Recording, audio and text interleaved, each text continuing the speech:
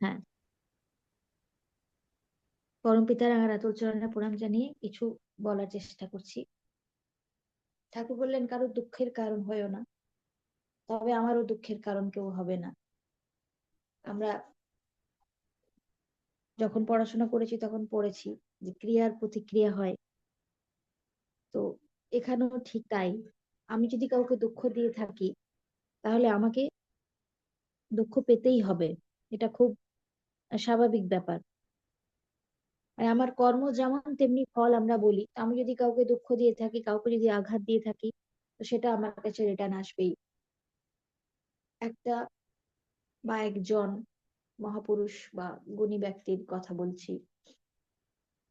এই যে আমরা কথা বলি, তো হু, WHO, এই তিনটে লেটার রয়েছে।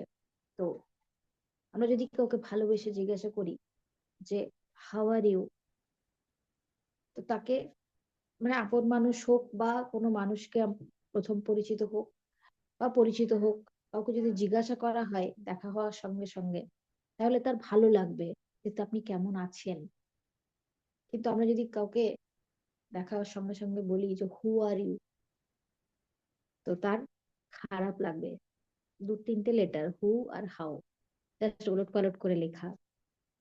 হাউ আর ইউ বললে ভালো লাগে যে সেই মানুষটা আমার খবর নিল।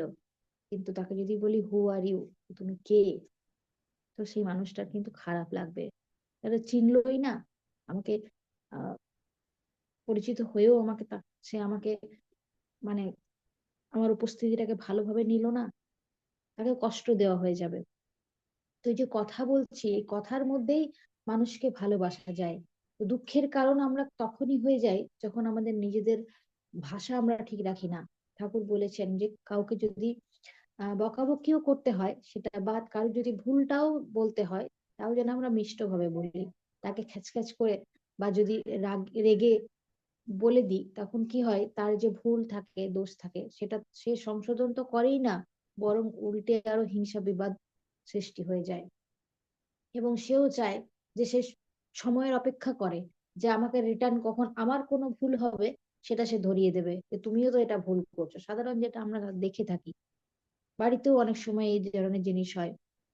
আহ সমাজে দেখা যায়, অনেক পরিবারে দেখা যায়, দেখবেন কোনো বয়স্ক মানুষ হয়তো তার ছেলের কাছ থেকে বা বৌমার কাছ থেকে খারাপ আচরণ পাচ্ছে, বা বয়স্ক মানুষ কষ্ট পাচ্ছে, তখন কিন্তু এই কথাটা শুনতে পাওয়া যায়, বিশেষ করে মায়েদের ক্ষেত্রে, যে আমাকে যন্ত্রণা দিচ্ছিস তো, তোমারও ছেলে আছে, তোমারও সন্তান আছে, তুমিও একদিন, তোমারও একদিন বয়স হবে। এই কথাগুলো আমরা শুনে থাকি পরিবারে। এটা কেন বলে, যে সে তাকে কষ্ট দিচ্ছে বলে সে সে কিন্তু বুঝতে পারছে যে তুমি আমাকে কষ্ট দিচ্ছ, তাহলে কিন্তু তোমারও সন্তান আছে, তার কাছ থেকে তুমি কিন্তু সেই ব্যবহারটাই পাবে। মানুষের ব্যবহারই মানুষের পরিচয়, আমরা শুনে থাকি। তো সেই জন্য সবসময় মানুষের সাথে ব্যবহার ভালো করতে হয়। হতে পারে মনোমালিন্য হতে পারে, তো সেটাকে মিটিয়ে নেওয়া দরকার। মনোমালিন্য হলো মানে যুগের পর যুগ, দিনের পর দিন আমরা ওই রেখে দিলাম, বা কাউকে এমন কিছু কথা বলে দিলাম যে তার খারাপ লেগে গেল, সেটা আমরা ঠিক করলাম না, তার ভালো লাগলো কি না লাগলো, খারাপ লাগলো কি না লাগলো, সেটা আমরা একবার জানারও চেষ্টা করলাম না। এই ধরনের আচরণ ঠিক নয়। আবার এটাও আছে কি, যে হয়তো কোনো মানুষকে আমরা কোনো কথা বলেছি, কিন্তু আমি বলার পরও আমার যদি বিবেকে না জাগে যে আমি তাকে খারাপ বললাম, বা সে দুঃখ পেলো, সে কষ্ট পেলো, সেটাও কিন্তু খারাপ।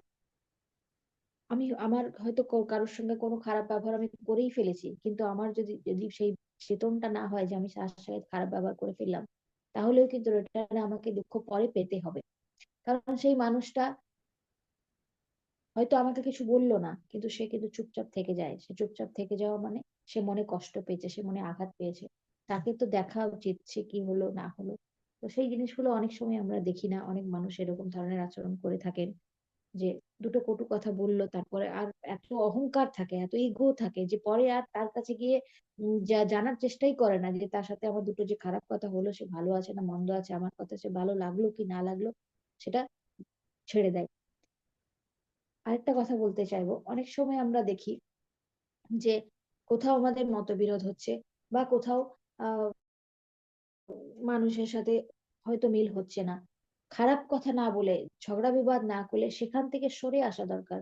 কিন্তু কোনো মানুষকে দুঃখ দেওয়া উচিত নয়। সাধারণত অনেক সময় এটা হয়ে থাকে, যে ঝগড়া বিবাদ তো হয়ে গেল, তারপরে আর কোনো কথা বললো না, কিন্তু অপর মানুষের কাছে নিন্দা করে বেড়ায় যে ও এটা বলেছে, সে সেটা বলছে। হয়তো বাড়িতে এসে সারাদিনে 10টা ফোন করে নিল, ফোনে একই টপিক নিয়ে আলোচনা করলো। সেটা না করে নিজেদেরকে যদি শান্তির পরিবেশ তৈরি করতে হয়, বা যদি ভালো থাকতে হয়, সুস্থ মস্তিষ্কে থাকতে হয়, তাহলে হয়তো অল্প সময়ের জন্য খারাপ লাগবে, কিন্তু কারোর যদি দেখা যায় যে সে আমার উপস্থিতি নিয়ে যদি তার অসুবিধা হচ্ছে, সেই জায়গা থেকে সরে আসা ভালো, কিন্তু সেই জায়গায় সেই মানুষকে দুঃখ দেওয়া উচিত নয়। ঠাকুরের এই কথাটার মধ্যে অনেকগুলো অর্থ বোঝায় জীবনে। আমি মনে করি, আমি বারবার এই কথাটা বলি, যে ঠাকুরের যে সত্যানুসরণের 72 পাতার কিছু লাইন আছে, 72 পাতার ছোট্ট বই একটা, ওই 72 পাতার বইতে যা যা আছে সেটা যদি ভালো করে খুঁটিয়ে দেখা হয়, তাহলে একটা মানুষ একজন প্রকৃত মানুষ তৈরি হতে পারে। কারণ এক একটা লাইনকে পড়ে বোঝা, এক একটা লাইন জীবনের সঙ্গে মিলিয়ে দেখা, যদি আমরা দেখতে চাই, তাহলে অনেক কিছু মানে খুঁজে পাই, অনেক ধরনের আমরা রাস্তা খুঁজে পাই যেখান থেকে নিজের জীবনকে সুন্দর করা যায়। তো এই লাইনটার মধ্যে অনেক কথা আছে, অনেক মানে মিনিং আছে। আমি আমার এখন মনে যা চাইলো আমি বলার চেষ্টা করলাম।